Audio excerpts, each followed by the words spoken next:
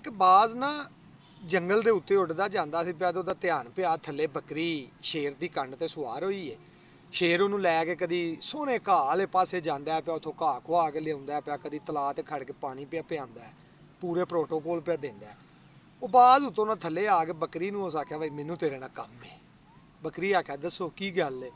ਉਹਨੇ ਕਿਹਾ ਗੱਲ ਇਹ ਵੇ ਕਿ ਮੈਨੂੰ ਇਹ ਸਮਝ ਨਹੀਂ ਆਈ ਕਿ ਸ਼ੇਰ ਦੀ ਜੋ ਤੂੰ ਖੁਰਾਕ ਏ, ਸ਼ੇਰ ਤੈਨੂੰ ਖਾਣ ਦੀ ਬਜਾਏ ਤੈਨੂੰ ਪ੍ਰੋਟੋਕੋਲ ਦਿੰਦਾ ਪਿਆ, ਇਹਦੀ ਕੀ ਵਜ੍ਹਾ ਹੈ।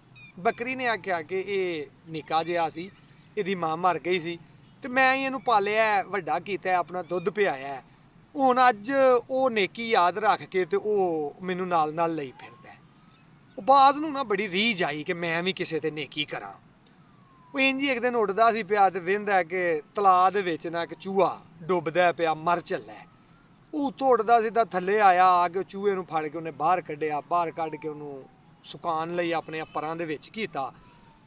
ਉਹ ਜਿਸ ਟਾਈਮ ਥੋੜੀ ਦੇਰ ਲੰਘ ਗਈ ਨਾ ਤੇ ਚੂਹੇ ਨੂੰ ਨਾ ਇੰਝ ਉਹਨੇ ਨੱਸ ਕੇ ਕੋਲੋਂ ਦੀ ਜਾਂਦਿਆਂ ਵੇਖਿਆ। ਉਹਨੂੰ ਲੱਗਾ ਕਿ ਯਾਰ ਮੈਂ ਇਹਦੇ ਤੇ ਨੇਕੀ ਕੀਤੀ ਹੈ ਤੇ ਮੇਰਾ ਸ਼ੁਕਰੀਆ ਅਦਾ ਕਰਨ ਤੋਂ ਬਗੈਰ ਹੀ ਨੱਸ ਗਿਆ, ਮੈਂ ਇਹਨੂੰ ਦੱਸਾਂ ਤੇ ਸਹੀ। ਉਹਦੇ ਮਗਰ ਜਾਣ ਲਈ ਜਿਸ ਵੇਲੇ ਉਹਨੇ ਪਰ ਖੋਲੇ ਨਾ ਤੇ ਚੂਹਾ ਜਨਾਬ ਉਹਦੇ ਪਰ ਕੱਟ ਕੇ ਨਾ ਨਿਕਲ ਗਏ ਆ ਸੀ। ਚੂਹੇ ਨੂੰ ਇਹ ਲੱਗਾ ਬਾ ਮੇਰਾ ਤੇ ਹੁਣ ਖਾਨਾ ਖਰਾਬ ਕਰੂਏ, ਜਿਵੇਂ ਇਹਨੇ ਆ ਕੇ ਮੈਨੂੰ ਫੜ ਲਿਆ ਤੇ ਘੁੱਟ ਲੈਣ ਲੱਗਾ। ਉਹ ਚੂਹਾ ਆਪਣੇ ਬਚਾ ਲਈ ਜਨਾਬ ਉਹਨੂੰ ਕੁਤਰ ਕੇ ਤੇ ਨੱਸ ਗਿਆ।